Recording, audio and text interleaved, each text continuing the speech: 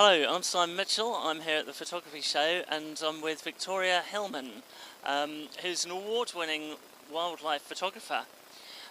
You certainly combine two passions of mine, photography and animals. Can you tell us a bit about that and how you got into it?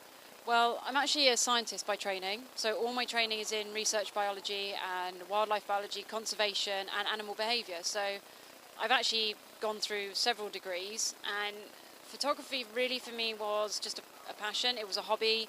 I started when I was a little girl, and then from there I just found that it was a really good way of expressing how I saw things, and then I could share with people what I was seeing and what I was experiencing. As I went through my second degree, or my master's, I actually got to the point where I thought, well, actually I could do the two together. I could combine them, because I'm spending so much time researching animals, I could photograph them as well. And it's allowed me to capture unique behaviours and also do work on several different photographic identification projects with animals as well. What sort of projects? I've worked on a dolphin project before. The dolphin photo ID is very well known across the world. The dorsal fins have unique nicks and scratches on them. I've also worked with ringtail lemurs because the eye patterns and the facial markings are unique to each individual, but there are also family traits that run through. And more recently this year I've started helping out with adders. So the back of the head of adders, actually the patterns are unique to each individual, so it's like a fingerprint. So we're just starting out on that one now. Fantastic. Now I just heard the tail end of your talk then, and I hope to catch the whole of the talk later on in the show. But I've got to ask you, you don't have a fear of venomous snakes? No, I don't actually have a fear of any wildlife at all. I have a healthy respect for them, but I don't have a fear of them.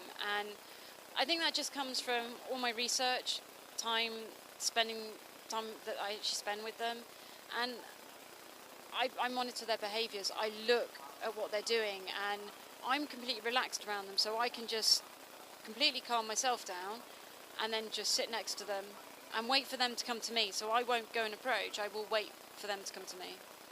And you're not fearful that they're going to bite you for any reason? No, not at all. Adders in particular, actually, they're very, very quiet, very secretive animals, and the majority of the people in the UK would never even see an adder.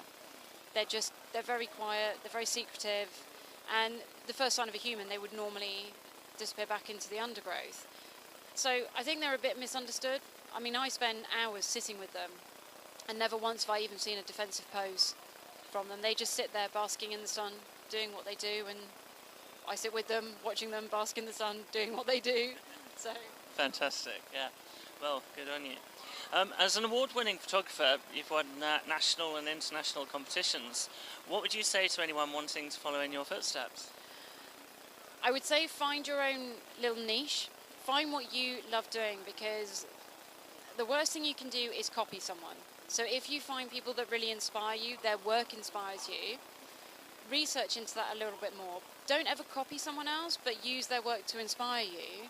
And do what you love, because your love and your passion will always come across in your photographs. If you're doing it just to take pictures to sell, and you're not really that into it, or that animal doesn't particularly connect with you, it will come across in the photo and it will be quite a flat image. Okay, thank you. And having had your work successfully published in magazines and books, if someone's watching who would like their work published, what advice would you offer them? Keep sending it in. Just keep knocking on that door, and at some point someone will take notice, hopefully. But you've just got to keep going at it. You will take knockbacks, and you will get a lot of knockbacks. But if you can keep picking yourself up, and it is hard, I'm not going to say it's easy at all, but if you just keep going and going and going, you're actually showing your determination, your passion, and eventually someone will pick up on that. So quantity as well as quality? Yeah, but don't submit loads and loads. So it's better to submit a few images that create a story than a whole load of random images. Right, so a panel of images that all link together? Yeah, very much so, yeah. Fantastic. You often run workshops for wildlife photography. Can you tell us about that? Yeah, the workshops I run are The most popular ones I run are actually creative nature. So during a workshop, we go through, there's enough one-to-one time, so I only work with small groups, and we basically look at how to use your camera to get the results that you want. So that could be changing aperture, changing your focal point, for example. That's just two examples, but different positions, different locations, different lighting options, and a lot of the techniques that I teach in my workshops are actually can be transferred to any form of photography. For example, a lot of the techniques I use in my wildlife I use in my wedding photography as well. So it's. And have you got any favourite photos that you've taken? I think it's probably going to come down to either my bugs or my adders.